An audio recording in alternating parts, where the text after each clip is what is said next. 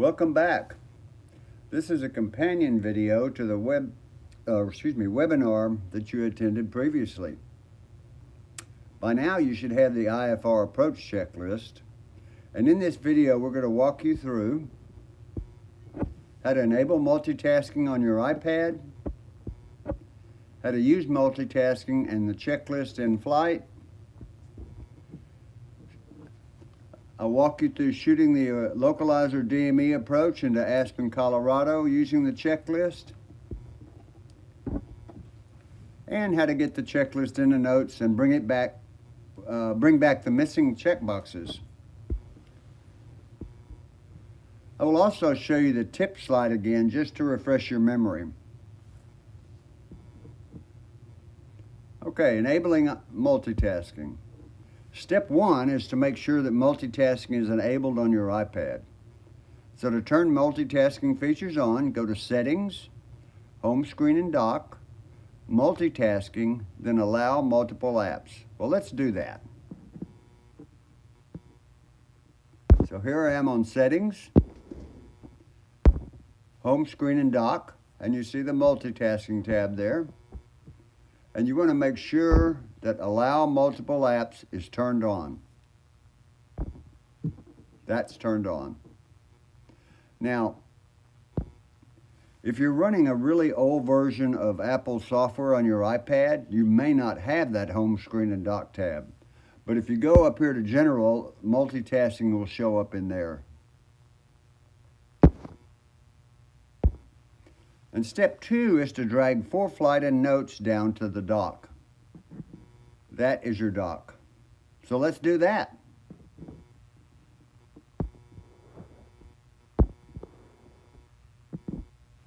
So go to your home screen, find your ForeFlight icon, press on it for about half a second to a second, and then drag it down to your dock.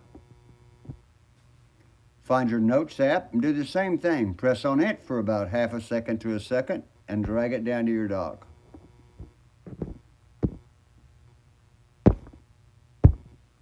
Multitasking is now enabled and ready to use. So now we have it enabled and ready to use, how do we use it? Well, the first thing you want to do is know how to bring up your dock. So if you grab the very bottom of the screen and slowly swipe up, that will bring up your dock.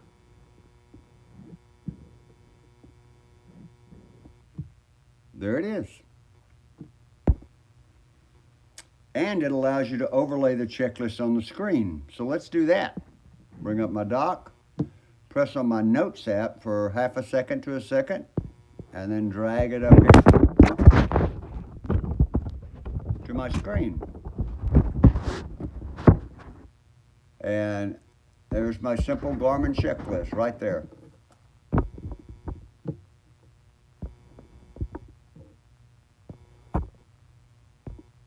Now, I want you to note these 3 areas I have highlighted in blue. These 3 areas allow you to move the checklist around on the screen or make it disappear and reappear. Apple calls this slide over.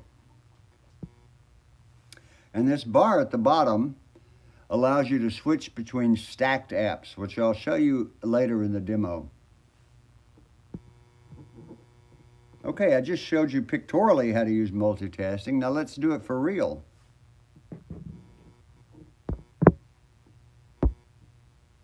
So here I am in ForeFlight. Bring up my dock. Press on my Notes app for half a second to a second. And I can drag it up anywhere I want to on the screen here. And there's my checklist. Now you see that gray bar at the very top in the middle of the checklist, the very top of the checklist. If I press on that and drag it, I can move it around. Press on the gray bar and drag it, move it back. Now if I grab the right edge of the checklist, I can move it around, grab the left edge of the checklist, and there it is. Now if I want to make it go away, I can either grab the gray bar at the top or the left edge of the checklist. There it is gone. Now to get it back, I simply grab the right edge of the screen.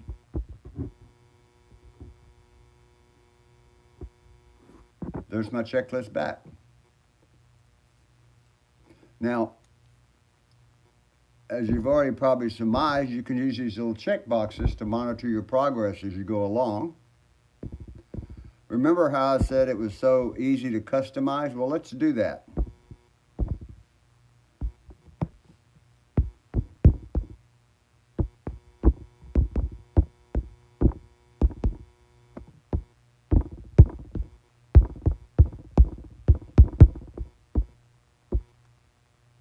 There, I just added a line to the procedure. And if I want to delete it, it's very easy as well. Highlight it, press the delete button, gone. So super easy to customize. Now, one other thing that I want to show you that's useful. How many of you remember your lost comm procedures off the top of your head? So you see up where it says on the top left corner, all on my iPad? If I click on that, there's my lost comm procedures. And that's one of the beauties of using notes like this. Any note I create, I can just pull it up. So using slide over is super easy using multitasking. Okay, now let's shoot an approach using the checklist. So for this demo, I'm going to be shooting the localizer DME approach into Aspen, Colorado. I will show this using ForeFlight on an iPad, but this works with any electronic flight bag like Garmin Pilot on an iPad. So I'm going to bring up my checklist. Now, as I get out here, as I get closer to Aspen, and I get within range of the ATIS, 30 to 50 miles out, I'm going to listen to the ATIS so I'll know what approach I'm going to be shooting. Since they're advertising the localizer DME approach, I'm going to review that plate. Then I'm going to set up my radios, which includes both loading the approach into the flight plan, into my GPS navigator, and then to the extent I can, I'm going to set my NavCom frequencies. So in this example, I'm going to make sure that my localizer frequency of 111.15 is set in the active window of NAV1. And I'm going to set the Aspen Tower frequency of 118.85 and the ground control frequency of 121.9 into COM2, so I've got that taken care of. Then I'm going to verify that the waypoints that I've loaded in my flight plan match the approach plate and what I expect to fly. Then I'm going to just double check that my heading indication matches my compass. And I'm going to do whatever I need to with my fuel system to make sure I've got sufficient fuel for landing. And as we get a little closer in, ATC says, November 541 Romeo Bravo, cleared direct to the Red Table VOR, Delta Bravo Lima. Maintain 14,000 until established, cleared for the approach. So since I have been cleared to the, in this case, the initial approach fix, I can just come down here to this, go to the flight plan, and go direct to Red Table, and that automatically activates the approach as we discussed earlier.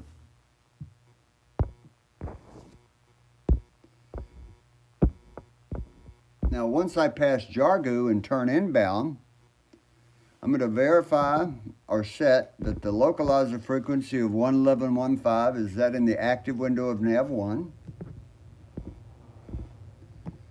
that the published inbound course of 151 is set on my HSI, and that my navigation source on my GPS is set to VLOC. Now I'm going to select approach on the autopilot. And that should take about, 10 seconds or so. And now I can fully devote everything else of my attention to flying the aircraft, flying the approach. Now, on this approach, there's 3 step-down fixes, so I have to manage those. And before beginning my descent at Doipi, the final approach fix, I'll make sure my pre-landing checklist is complete, which for many of you will just be the GUMPS check. Now for this approach, my normal 750 to 800 foot a minute rate of descent does not work.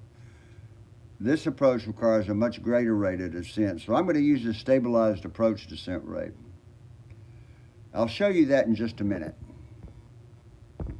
Now when I get down to the MDA, I'm going to level off, power up, and as soon as I have the runway in sight, I'll just going to verify that my landing gear's down and flaps are down.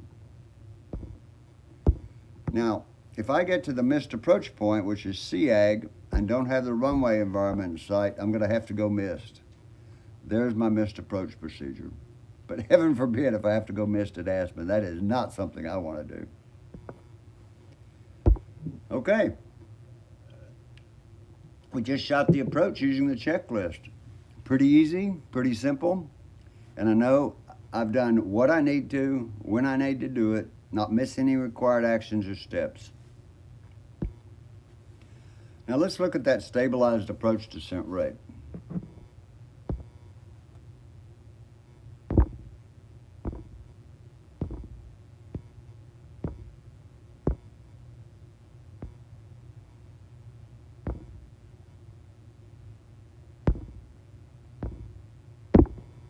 Okay, here's my approach. I want you to note that 6.59 degree angle there. So what that is telling me is that if I leave the final approach fix DOIPE at the published altitude of 11,700 and I descend at a 6.59 degree vertical descent angle, then I will cross the runway threshold at 55 feet AGL. So the obvious question is, well, what does a 6.59 degree vertical descent angle mean in terms of the rate of descent? So I'm going to bring up my dock, and I'm going to bring up this app. This is a free app that's available on the App Store. It's called VNav. Just go to the search bar, go to the App Store, go to the search bar and type in VNav, and this app will pop up.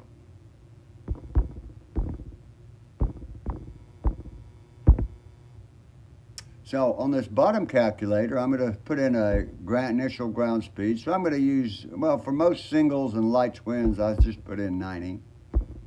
And then I'm going to put in my 6.59 vertical descent angle. Click the submit button.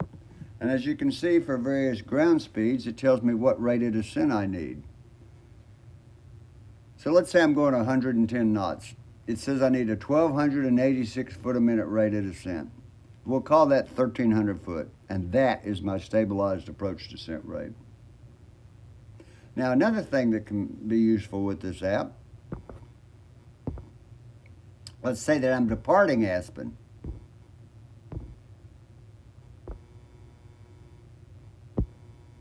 Oh, I'm not on Aspen. Sorry. I'm departing Aspen, and I'm given the SARD 3 obstacle departure. As you can see, that departing runway 33 requires a minimum climb of 460 feet per nautical mile to 14,000.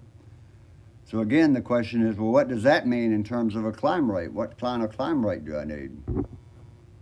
So now on the top app, I put in 0, 460, 1 nautical mile, click the submit button, and let's use my 110 knot example again. So it says I need an 843 foot a minute rate of climb. So we'll call it 850. So if I can't climb from 7,800 feet, which is the elevation of Aspen, to 14,000 at 850 foot a minute, then I'm going to have to tell ATC I cannot accept that departure procedure. Now, there are other things you can do with this app, but that's maybe for another time. But there's a couple more things I want to show you. See this black bar at the bottom? If I press on the black bar and swipe either to the left or to the right, there's my checklist back. Swipe on the black bar, there's my VNav app back. I'll make it go away, make it come back, swipe on the black bar, they're both still there. Now I'm going to press on that black bar and swipe up. Press and swipe up. And you can see what I've done is just stack these apps one on top of the other. And if I want to make one app go away, I just press on it, drag it up, and it's gone. Now, one other thing that I want to show you. Remember before when I was bringing up my checklist, I brought it up anywhere on the screen like this. Note what happens if I bring it all the way to the right or all the way to the left. Now I'm in split screen mode. And in split screen mode, you can still do all the things. You still have full access to ForeFlight. Still use your check boxes. You can still bring up your lost comm procedures. So you haven't lost any functionality at all. And by the way, if you had a slide over, you can bring that in there too. The only issue that I have with split view is that when I make it go away, in order to come back, I have to do that process again. So personally, I just find slide over easier because I can just make it go away and I can make it come back just like that. But, use whichever one you want. They're both perfectly fine. Okay, now, I really encourage you to give multitasking a try. I mean, it is dead simple to use. Bring up your dock, press on your Notes app, there's your checklist, make it go away, make it come back. Dead simple. But, if your iPad doesn't support slide over or split view, or for some other reason you don't want to use it, there are other options. One pilot I know simply uses a checklist natively on the iPad. So let me show you what I mean. So here's my ForeFlight up, and I'm just going to bring up Notes natively. And there's my note. And I can still use a checklist. I can still go get my lost comm procedures.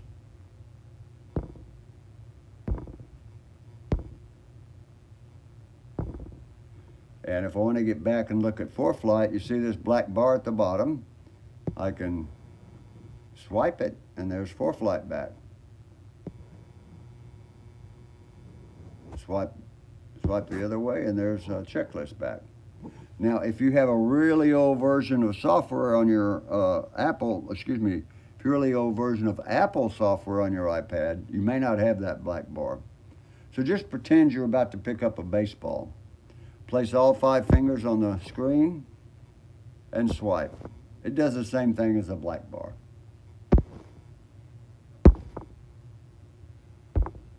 Now, another pilot I know, he doesn't use an iPad at all. He simply uses a checklist with his phone. And by the way, this option works even if you have an Android phone, because there's plenty of Notes-like apps for Androids. And lastly, if you want to abandon technology altogether, you can simply print the checklist off and use it that way. So there's lots of options. Just decide which one that works best for you and do that. Okay, last slide, I think. Remember those tips we talked about? So one, make sure you make a backup copy of the checklist in Notes. And that way, if you happen to mess the checklist up somehow or delete it like I accidentally did, you can quickly restore it. And secondly, do print off a copy of the checklist and put it in your aircraft. And that way, if your iPad battery dies or it overheats, you have a backup. And remember, because this checklist is so easy to modify, you can find yourself adding too much, really unnecessary detail. And that's something you really, really want to avoid. The more detail, the more lines you have to do, the more complex it becomes, and that in itself will create a distraction. Exactly one of the things you were trying to avoid. So just remember the KISS principle. Keep it simple. Oh, there is one other thing. To get the checklist into Notes, you want to simply copy the content of the email and paste it into Notes. Well, let's do that.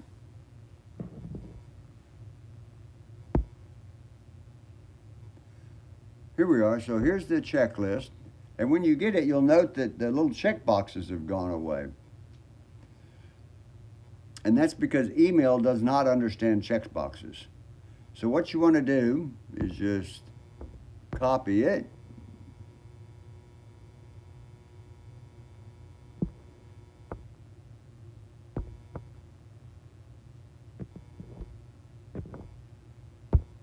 bring up notes and create a note, and then just paste that in there. Now to get your checkboxes back,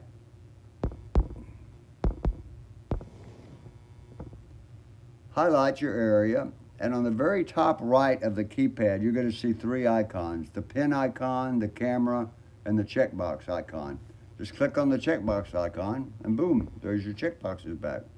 And just go through the rest of those and do that. So you can get it back pretty quickly.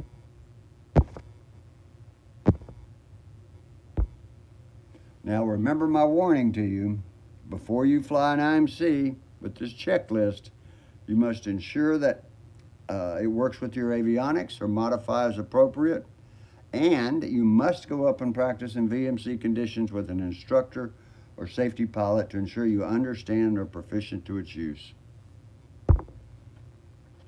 Now, not all iPad models support slide over or split view, so the next two slides are going to show which ones do and which ones don't support multitasking. So you can see here the top 5 do not support slide over. The rest of them do. No slide over, slide over. Now the top 8 do not support split view. All the rest do. No split view, split view. Now to determine what iPad model you have, go to your settings, then click on the General tab, and then click on About, and that will be your iPad model.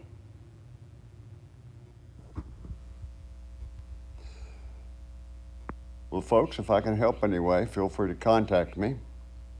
There's my contact information. Hope this presentation has been useful. Have fun. Be safe.